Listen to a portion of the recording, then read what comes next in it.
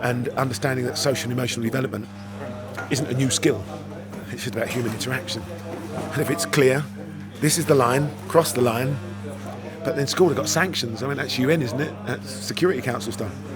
What do we agree by way of behaviours if that's what's required? When I first was commissioned to do this job, I started reading up on sport and development, and my first reaction was, why do we need an international year?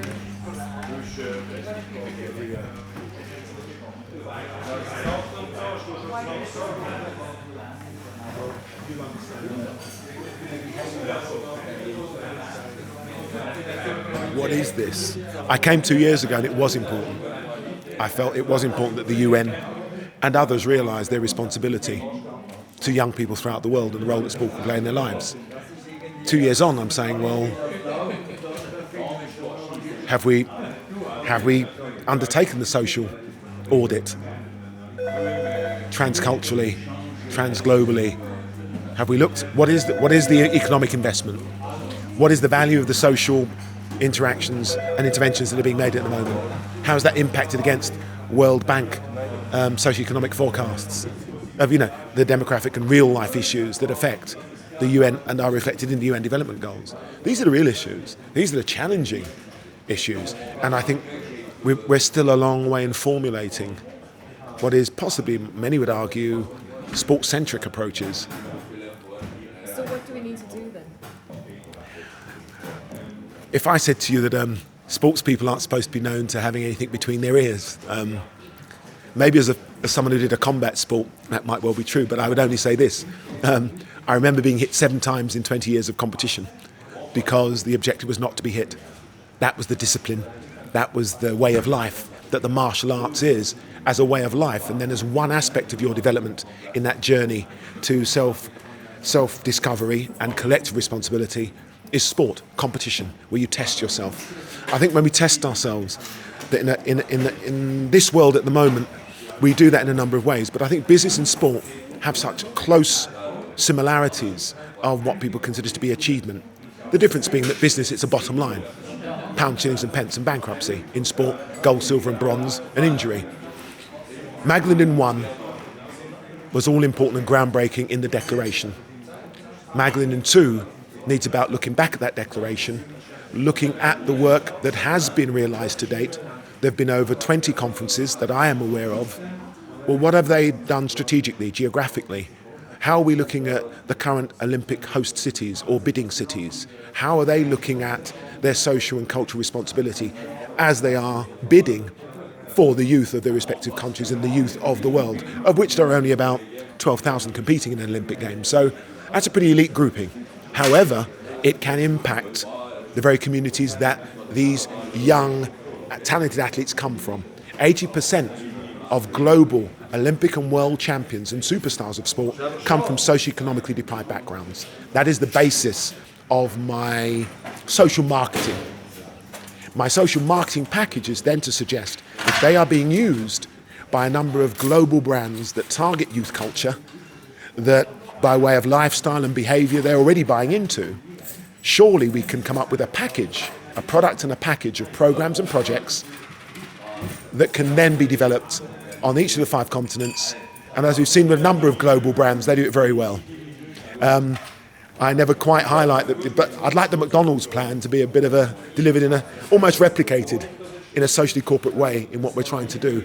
We've got so much going for us, but we've got to be in the business of social delivery. We will not win this on hearts and minds. I'm a realist now. I've been 12 years completely dedicated in the same way and intensity as I would try and win my gold medals. And I've learnt some very hard lessons outside of a tracksuit, competition suit and a lounge suit. Sports people are the social marketing vehicle, communication tool, and if they're used properly against a programme of capacity, leadership, rights and responsibilities that is global citizenship and activated into projects that they manage and are responsible for, it is sustainable. For business, if they invest, not donation, I'm not talking about donation here, it's an investment. If you invest in that potential talent pool, you have a consumer, you have an employee, and you have a community that allows you to enjoy your quality of life. Because I do say, for those who make the money, where are you going to enjoy this money? And it's all about economy of scale. I think when I really started to look at this in some depth, and I went to the City of London, presented in 1997 to £3.5 billion worth of money. I didn't get a penny. And that was my greatest sporting failure. And I went, what went wrong? And as someone who was honest enough to say, you were outmaneuvered by those suits that were rather better placed than you the next full, I think it was 24 hours of that presentation. You weren't mad, you made sense, but learn about intellectual property.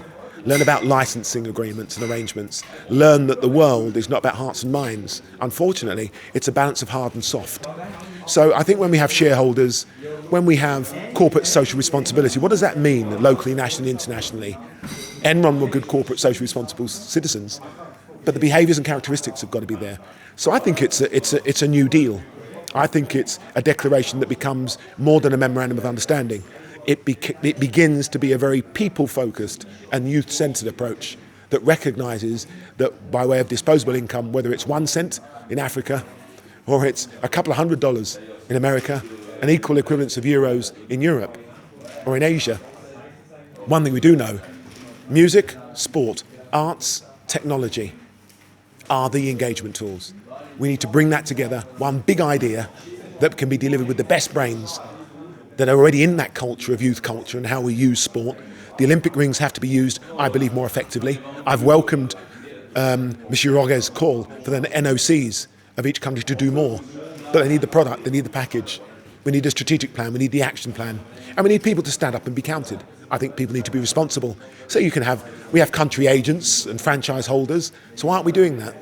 And every conference, we look at performance, because that's what every business review is about.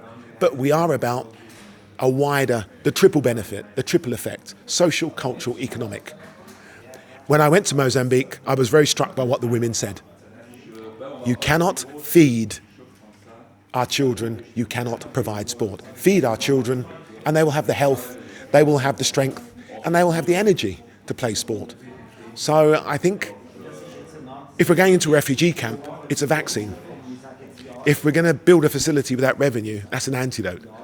But I suppose the type of business I'm talking about needs to be around for the next 100 years. The great companies post-industrial revolution, the Rowntrees, the Cadburys, the Rockefellers, these are great family institutions.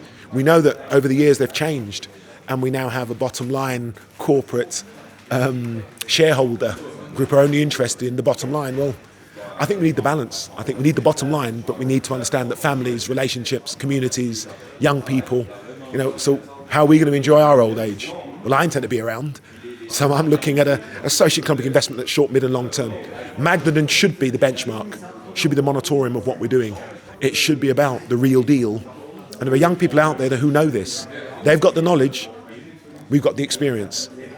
We need to look at them as consumers, very intelligent consumers, because it's a pre-16, post-16 market. Post-16 influence pre-16. It's as simple as that. Would any of the young people, as consumers, have bought into what we had to say today? That was consistently on my mind. That's the pressure, that's more pressure than the World Championship final. Would my son make sense of that? He's my best consultant. Does that make sense? No. You look at many continents. Africa has been on the agenda this year. Make poverty history. In the arts, they had free concerts and they never raised a penny. But what did we do in sport? What did we do in sport? What if we'd have brought sport together with the arts under the Olympic rings? How powerful could that have been? How much would that have brought the corporates to the table with government? And what if we as sports people sat down and say, we might just know a little bit about this subject and think of all of the talent that you've yet to use as this social marketing vehicle that will ensure that your markets are stable, because they're not stable when there's conflict. France has shown us that. France has shown us it's just a social tinderbox with a cultural spark that creates conflict and fear. And when there's fear, there's no business done. In Manchester, in Mossad, when a life was lost, the property prices went down. People stopped going to the fitness clubs. They didn't go to the youth clubs. Schools were interrupted. So I don't know, I was a barrow boy. I worked all the markets of London. I learned to do a deal where everybody got the benefit. When I was a sports person, I was an ethnic minority from a minority sport. And I didn't like those tags. I thought I'd overcome those barriers by marketing myself, and maybe a sport that people didn't quite expect you to be of a similar currency as high-profile sports. But what's high-profile? Most of the extreme sports now that are now pushing their way into the Olympic movement and into Olympic consideration are driven because of youth cultural trends. So if they're there by youth cultural trends, the behavioural trends can be looked at. But there's no such thing as can't. If business want to find a way, but time is money. So if we're bringing them here, we need a carefully considered plan. We need to talk to them as business people and as parents. If they're not parents, they must be godparents. If not, they must have some interest. So we find the vested interest, as long as it's a conflict of interest, and a win-win-win for everybody. Who is here from the private sector? Not many. I'm told Nike was supposed to be here. Last year, 2 years ago, they were a lot more evident and a lot more present. I'm afraid I was always made aware I'm only as good as my next one. We need to get the private sector considering this. We need to get them engaging us. We need to get them challenging us. Does this fit? If not, why not? It's like a prototype in production. Will it run? Will it run for a long journey? We can't afford stops and starts. The world's moving too fast. Youth culture's moving too fast. And conflict is an ever-present daily existence, developing or developed world. I get the feeling that there is a lot of will, though. Oh, the one thing I'm glad I came to Magglingen for is just a bit of a spiritual lift. Sharing a platform with fellow athletes we'd never met before. There was an immediate bond. That's what's priceless. I don't think you can actually quantify. They always say, Geoff, if we could bottle that up. Inspiration is priceless. Don't try it. Don't go there with that one. But it's that inspiration that creates that warm glow, that tingle in your spine when there's a great performance, or just the quiet satisfaction of a job well done. Those, the women's rights issues, it is so critical, it is so key. Almost at the expense of men's rights issues, because at the end of the day, it's about balance. And if we don't get a package that is balanced, and I was here 2 years ago, and I was with Alexander Popov and others, and it was interesting. The same feeling was there, the same mutual respect. Never met one another, but we recognised within our social and cultural journey through sport and through the knocks and bruises and hurdles of what it took us to get here today, I felt an enormous responsibility and a certain foreboding, I might state. I had to get it right. To have got it wrong was unthinkable and unacceptable. It's too important. I could get it wrong for my own self-interests of winning gold medals, but I've got 5 getting dust. My son says, can I have them? I said, no, go and earn your own, because what you put in is what you get out. Magglingen has a special feel, so I think it should be our annual gathering to benchmark what we've done, to challenge our perceptions, misperceptions, and to identify a way whereby the international business community can come here and take us seriously, because they can see a serious impact and opportunity that they can play an active role in. But Mr. Ogie is, there's only so many miles you can travel. Mr. Fust, giving us the opportunity. The Youth Charter, we got an opportunity to be able to develop some social coaches. Social coaches are key. But once we've engaged them, as I've said, we need that. We need to activate the motivation that becomes the public-private sector partnerships, real relationships, with a package that can then be inspired within its sustainability. It would seem to me that there are an awful lot of athletes out there, world-famous athletes who perhaps are not competing anymore, athletes who are still competing but would like to do something else with their life as well. There's a huge resource there, and a lot of them already have very, very good links with the corporate private sector through sponsorship deals. Surely there is an opportunity there. The biggest opportunity yet to be tapped into. The Youth Charter was just simply about that. It was about sportsmen and women who'd come like me from a similar journey. When Benji Stanley was shot dead on the streets of Moss Side whilst we were bidding for the Olympic Games, I couldn't reconcile that. I'd seen it in Los Angeles when I made my switch to athletics, pursuing Olympic gold and dreams, but failed with injury. Then went into a suit and tie. And used some of that celebrity and profile to see if we could make a difference. But I found that what was sport for all in the 80s became sport for me in the 90s. As we started to look at the end of the 20th century and the 21st century, it was obvious that you only get what you develop and you invest in. We have sportsmen and women who don't have that confidence, I believe, that social characteristic and grit, we used to call it, that help you through the difficult periods and moments of time. It's a bit like having an antique, and a valuable antique or set of antiques that you're not using. And, we tend to watch them, and we watch what they used to do, and we get wrapped up in our own nostalgia. I think the one good thing I found is it's kept me very levelled. I know as a sportsman I wanted to continue doing something. It's a very lonely existence, and you do fall into the more negative sides. For me, it wasn't whilst I was competing, it was once I'd stopped. The self-destruct is pushed. How can something that was so important and took so much of your life and that you were being so adorned and respected for become so insignificant, so ignored?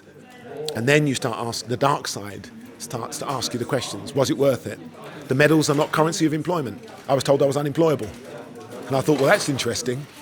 But it's about, I think, business needs, think of the millions, hundreds of millions that have been invested through sportsmen over the ages. If you pulled all of those out, intergenerational, you put them together, that would be one powerful statement. No corporate gathering of businesses or business people could refuse that. If it was complemented by a well thought out social marketing package, a global plan, programs and projects, costed and delivered over a strategic timeline, short, mid and long term. What are your plans this coming year? To write. I never liked much writing at school. I wrote books, I like English language and lit, but the youth charters delivered a lot on the streets, all 5 continents. We started with the tragedy of a 14-year-old schoolboy in Manchester. 12 years on, we're a United Nations NGO. I'm very proud of that. We're now producing our evaluation report. We're going to try and share what we've learned. We need to get into the debate and considerations now. What is possible? I would like and hope that my efforts and the Youth Charter's efforts could be more embraced, that we could be, as I said, more team-like, more socially corporate, and more understanding that we haven't got much time. Time's our enemy. That is a genuine feel for me. Taking the time out to come up here and to share my experiences with fellow sportsmen and women provides me with that continued inspiration myself. But the reality is very stark. It's very real. But over the next year, produce the reports. As I'm always told, we need evidence, Geoff. Well, let's just say gold medals and winning was always the best evidence. But I'm prepared to give way. I'm producing some of that evidence, and I'll present it. World Cup next year, so we'll be presenting soccer and what we have learned and what we feel can be achieved. And for me, the Olympic Games for Beijing and all other major events, the Commonwealth Games, we've got to use all of these major events, and we've just got to promote, advocate, and sell for all the right reasons. And then obviously we have Beijing, number of challenges and opportunities, and then 2012, the Olympic Games comes to the area of the East End that I grew up in, that I learned everything that I learned. Massive challenges, but Sebastian Coe, a great Olympian, delivered on a mandate of youth, inclusion, regeneration, not only for the East End of London, London youth, national youth, but international youth.